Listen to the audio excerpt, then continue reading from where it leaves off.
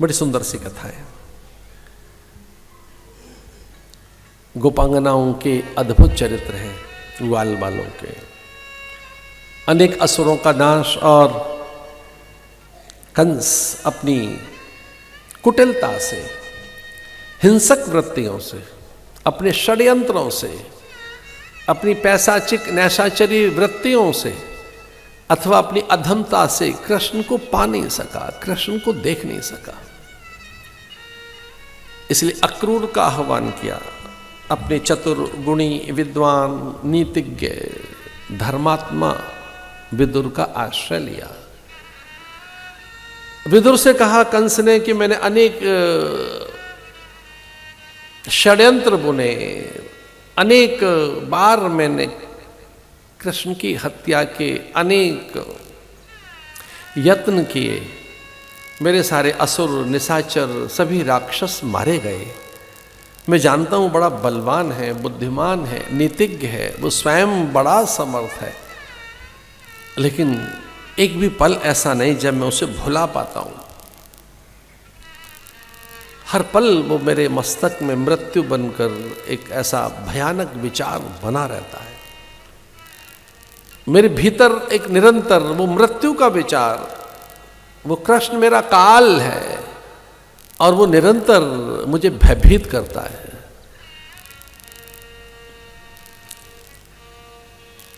मैं वर्षों से सो नहीं पाया, हर पल मुझे कंस काल के रूप में, महाकाल के रूप में, मृत्यु के रूप में दिखाई देता है। मैंने देवकी के 6 पुत्रों की हत्याएं की हैं, मैंने कूट, शल, तोशल, चाड़ूर, मुष्टिक अपने दुष्ट मित्रों के कारण इस धरती पर बड़े उत्पात किए।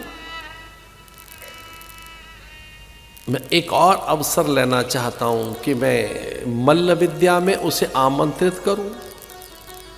अपनी कुटिलता से कुचक्र कर मैं सभी योद्धाओं की एक व्यूह रचना कर उसे घेर लूं।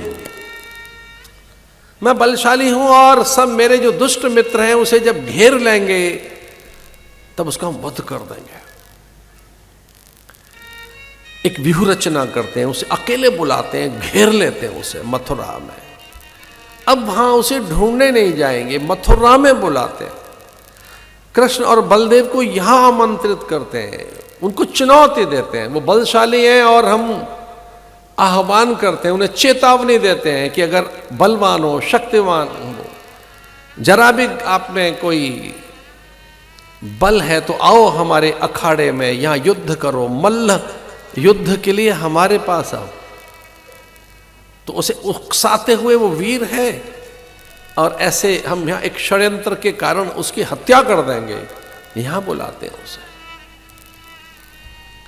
अक्रूर जी रथ लेकर गए ब्रज में और समूचे ब्रज को बोध हो गया कि अब कृष्ण यहां से चले जाएंगे। और तब कृष्ण को ब्रज में 11 साल 11 महीने 11 दिन हो चुके थे जब वो ब्रज छोड़ रहे थे। 11 साल 11 महीने 11 दिन। अब वो उनका दिन था मथुरा की ओर जाने का। उस दुष्ट के आह्वान और निमंत्रण को स्वीकार किया कृष्ण बलदेव ने। चलते हैं, उसकी सारी व्यूह रचनाओं को ध्वस्त करते हैं। लेकिन मथुरा में तो अद्भुत उत्सव है। मथुरा के जितने रथी, अतिरथी, महारथी, वहां के उच्च पदस्थ सचिव और मंत्री, उनकी कन्याएं, युवतियां, तरुणियां, किशोरी, वृद्धाएं, बूढ़े, वहां के सभी वहां के सब नर नारी उत्सुक हैं कि आज भगवान का आगमन होगा मथुरा में। अपने घर सजाते हैं, अंतर के आंगन, द्वार देहरी नहीं, अंतर में अपने आंगन में मंगल कलश भर लिया, द्वार पर नहीं। द्वार पर वंदन द्वार, तोरण द्वार नहीं लगाते हैं, द्वार पर स्वास्तिक चिन्ह नहीं बना रहे हैं, कंस के भय के कारण। कई बार शासक का भय इतना होता है, उसके भय के कारण कुछ लोग विरोध नहीं कर पाते, क्योंकि उसके जो दुष्ट मित्र थे उनके कोप का अथवा उनके प्रकोप का भाजन बनने पर अत्यंत दुख मिलता था। इस प्रसादा शिखरारूढ़ा प्रीत्युत्फुल्ल मुखाम्बुजा, संपूर्ण मथुरा आनंदित है, आह्लादित है, कृष्ण का आगमन हो रहा है।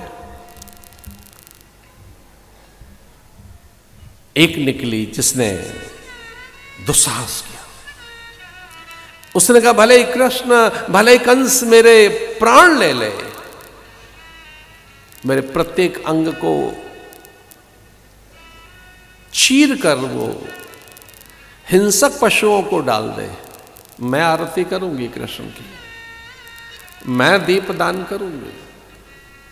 ऐसा हो नहीं सकता कि भगवान मथुरा में आए और कोई उनका सम्मान न करे, उनके लिए मंगल गीत न कोई गाए, उनको कोई अर्घ न दे, उन्हें पुष्प न दे, उन्हें कोई वस्त्र न दे, कोई उन्हें उपहार न दे, कोई उनकी प्रशंसा न करे। ये देख लेना, जैसे ही कंस का वध होगा सब उनके अनुचर और अनुयायी बन जाएंगे। इससे पहले कि कंस के वध होने के बाद तो आप उनके अनुचर बनेंगे, अनुयायी। आओ साहसपूर्वक बाहर निकलो। इसलिए वो चंदन घिसने वाली कंस की सेविका सैरंध्री, वो दासी जो कई जगह से टेढ़ी थी बेचारी, उसके बताए गए का रूप अच्छा वैसा था, वो अधिक रूप से नहीं थी, लेकिन अंदर से भक्ति के कारण वो बड़ी तेजस्विनी थी। और भगवान जैसे ही मथुरा में प्रवेश करते हैं, कुबड़ी का चंदन लेकर और उसे अप्सरा जैसा रूप प्रदान कर दिया। अप्सरा जैसा वे उर्वशी, मेनका, रंभा, तिलोत्तमा आदि लज्जित हो गई। कभी कभी व्यक्ति के विचार इतने बड़े होते हैं कि वो सब पर छा जाता है। व्यक्ति का चरित्र, उसका शील संयम, उसके भीतर में एक अद्भुत भद्रता, व्यक्ति का अलौकिक व्यवहार। ध्यान रखना, रूपवान व्यक्ति जब तक नहीं बोल रहा है तब तक नहीं पता लगता उसका, लेकिन जैसे बोलता है तो उसकी असभ्यता, अशिष्टता का तो पता लग ही जाता है। रूप कुछ देर तक ठहरता है, बाकी तो वाणी, व्यवहार, विचार, सारोकार, आपकी वृत्तियां, आपका चरित्र, आपका आचरण, आपकी ज्ञान निष्ठा, आपकी सैद्धांतिक मान्यताएं, अथवा तो आपका अंतर का चरित्र ही है जो दूसरों को बताता है कि आप कौन हैं। सब खड़े हो गए। फिर कृषक, माली, ललनाएं, वो सब तरुणियां, किशोरियां गीत गाने लगी। और कंस के जितने मित्र थे वो कूट, शल, तोशल, चाणूर, मुष्टिक सब धराशायी हो गए। वे भयानक, सब के सब दुष्ट जो थे, वे सब के सब तेजहीन, गुणहीन, श्रीहीन हो गए। जैसे ही सूर्य आता है तो फिर तारे दिखते कहाँ हैं? हुए आकाश में तो हैं ही, जब सूर्य नहीं होगा तब वो दिखेंगे। आकाश में तारे तो जस के तस से कहीं चले नहीं गए, वहीं पर हैं, पर चूंकि सूर्य है इसलिए तारे दिख नहीं रहे। कंस ने देखा था भगवान को, भयभीत हो गया था। हमारे पाप ही हमारा नाश कर देते हैं, हमारे ही संशय, हमारा ही अज्ञान, हमारी मूढ़ता, हमारी दुष्टता, हमारे भीतर की हे और वैसी वृत्तियां, वही तो हमारा नाश करती हैं, कोई दूसरा कभी नहीं करता। गीता कहती है संशय आत्मा विनश्यति, जो संशय है वही तो हमारा नाश करते हैं। हमारे पाप तो हमें खा जाते हैं। व्यक्ति को छोटा और बहुत अधिक भयभीत उसके पाप ही तो उसे करते हैं। जो नहीं चाहते कि प्रकाशित हों, उजागर हों, पाप कहाँ चाहता है कि वो प्रकट हो? पाप तो छुप के रहना चाहता है। व्यक्ति छुपा कर रखता है अपने पाप, उसे बताना नहीं चाहता, किसी को दिखाना नहीं चाहता, क्योंकि पाप के बाद में मान हानि होगी, कीर्ति खंडित होती है, व्यक्ति की आभा चली जाती है। और जब व्यक्ति की आभा ही नहीं रही, कीर्ति नहीं रही, उसका यश अगर खो जाता है तो व्यक्ति की मृत्यु ही तो है कि जब यश ही चला गया। वे सारे के सारे तेजहीन हो गए और कंस भी, पटकनियां खाने लगा। भगवान ने केश पकड़कर मुष्टिक प्रहार कर उसके वक्षस्थल पर एक पदप प्रहार किया था और कंस रक्त वमन कर धरा पर उसके प्राण पखेर उड़ गए। अंबर से पुष्प बिखरने लगे, देवता गान करने लगे, अप्सराएं नृत्य करने लगी और पूरी धरती पर उत्सव। फिर हर मथुरा का घर सज गया और हर घर से आरती के थाल। कृष्ण तेरी जय हो विजय हो, माधव तेरी जय हो, ऐसे जय जयकार करने लगे। वसुदेव सुतम देवम कंसचाणूरमर्दनम देवकी परमानंदम कृष्णम वंदे जगद गुरु। उन्हें गुरु कहकर, आचार्य कहकर, भगवान कहकर उनकी वंदना करने लगे। नमो ब्रह्मण्य देवाय गौ ब्राह्मण हिताय च जगद्यताय कृष्णाय गोविंदाय नमो नमः। हे गोविंद, हे गोपाल, हे माधव, आप आते हैं गौ ब्राह्मण संतों की रक्षा के लिए, वेद की रक्षा के लिए, भद्र और भक्तों की रक्षा के लिए। परित्राणाय साधूनाम विनाशाय च दुष्कृताम, ऐसा कहकर भक्त उनकी वंदना करने लगे। भगवान दत्तात्रेय का चरित्र आता है भागवत की कथा में कि किस प्रकार से भगवान दत्त ने 24 तत्वों से सीख लिया। जिज्ञासा, उन्हें कुछ सीखने की आवश्यकता नहीं थी, बस लोक सिद्धि के लिए, लोक कल्याण के लिए, परमार्थ के लिए एक उच्च आदर्श की स्थापना की। मेरे ब्रह्मचारी 2-3 दिन से मुझे टोक रहे थे कि 2-3 बार मत स्नान करो इन दिनों में। तो मैंने कहा अगर एक भी दिन स्नान मैंने छोड़ दिया तो आलस से आ जाएगा, फिर आपको एक मौका मिल जाएगा कि ठंड में बिना नहाए भी रहा जा सकता है। तो ये परंपरा का भी आदर है, भागवत का आदर है। मुझे मेरी उपासनाएं करने दो और भरी ठंड में नियमों का भी निर्वहन करने दो। क्या ठंड है जो सियाचिन में, सारचू में, जो मेरे जवान द्रास में बर्फ में धसे हुए हैं। उस ठंड की कल्पना जब मैं करूं तो मुझे कोई ठंड नहीं लगती। मेरे सैनिक कहाँ खड़े हैं? गलवान में, सारचू में, सियाचिन में, द्रास में, लेह लद्दाख में, ऊपर नियमों में शिथिल न। जब बहुत ज्यादा कठिनाई हो, जब बहुत बड़ी दुविधा हो, तभी तो नियम निभाए जाते हैं। सामान्य दिनों में तो कोई भी निभा लेगा। वो पूजा के नियम, व्रत के नियम, वो उपवास, प्रतिज्ञाएं, वो आपके वो जो सारे नियमों का उनका निर्वहन करो। नियम आपको बल देते हैं। इसलिए भगवान दत्तात्रेय ने एक आदर्श स्थापित किया कि जिज्ञासा रखो और कहीं से भी सीखो, हर दिन सीखो, हर दिन कुछ अच्छा। ये भगवान दत्तात्रेय का उपदेश है जो मैं अभी आपको दे रहा हूं। भगवान दत्तात्रेय के इस उपदेश में एक पकड़ लीजिए, एक, पता है क्या? जो कल नहीं कर सके उसे आज करेंगे, अब भी करेंगे। जो कल नहीं कर सके उसे आज करेंगे, और जो कल करना था उसे भी आज ही करेंगे। तो मैं कल जो नहीं कर सका, जो मेरा कल जैसा था उसे बेटर आज हो। भगवान दत्तात्रेय का एक उपदेश बताऊं? स्पर्धा स्वयं से। बोलो, स्पर्धा स्वयं से। मतलब रीस करनी है, दौड़ लगानी है तो अपने से, अपने मुकाबले में अपने को ही रखो, किसी से मुकाबला मत करो।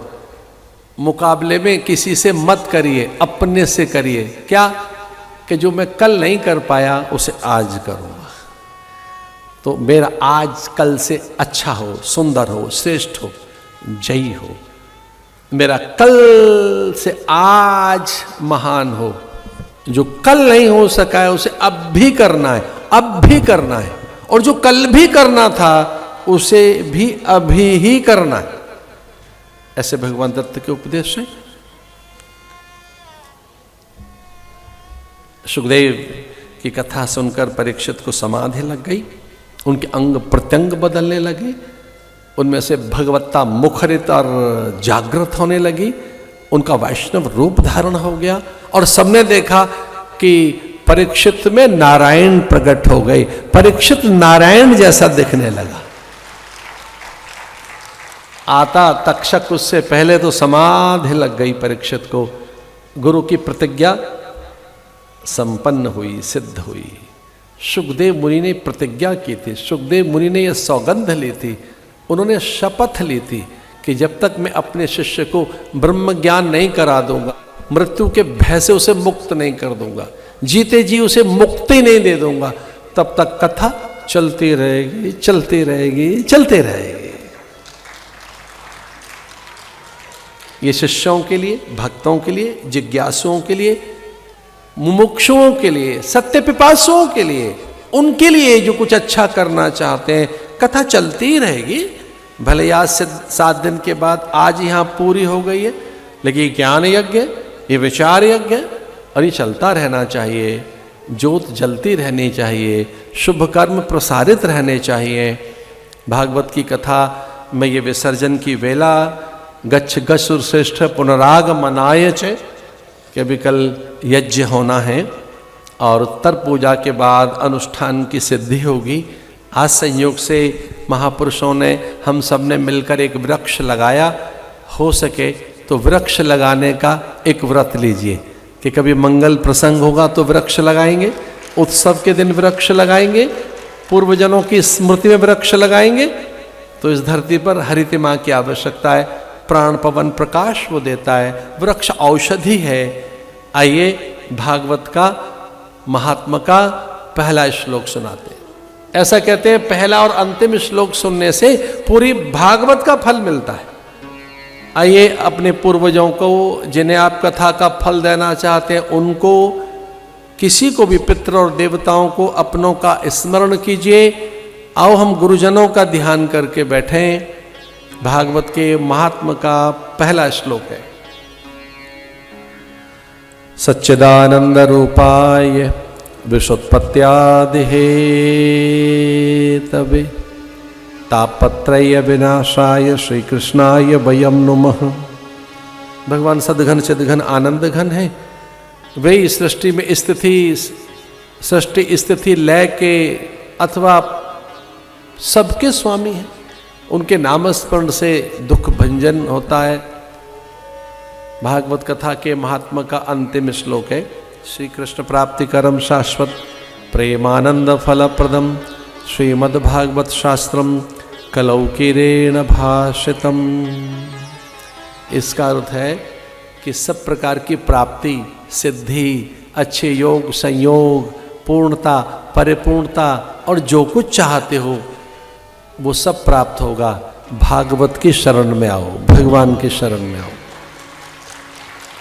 महापुरुषों के पास बैठो, उनके उपदेश श्रवण करो, उनकी आज्ञाओं का पालन करो, अनुशासन में रहो। और जब जीव अनुशासन में रहता है, भगवत आज्ञाएं महापुरुषों के मुख से निकलती है। भगवत आज्ञा, भगवत विधान, ईश्वरीय विधान क्या है, उनके मुख से निकलता है। तो भागवत के अंत में ये कहा गया कि उपदेश के प्रति रुचि रखो, महापुरुषों की आज्ञाओं का पालन करो। हो सके तो प्रतिदिन गौग्रास निकालिए, दीपदान करिए, सूर्य को अर्घ दो।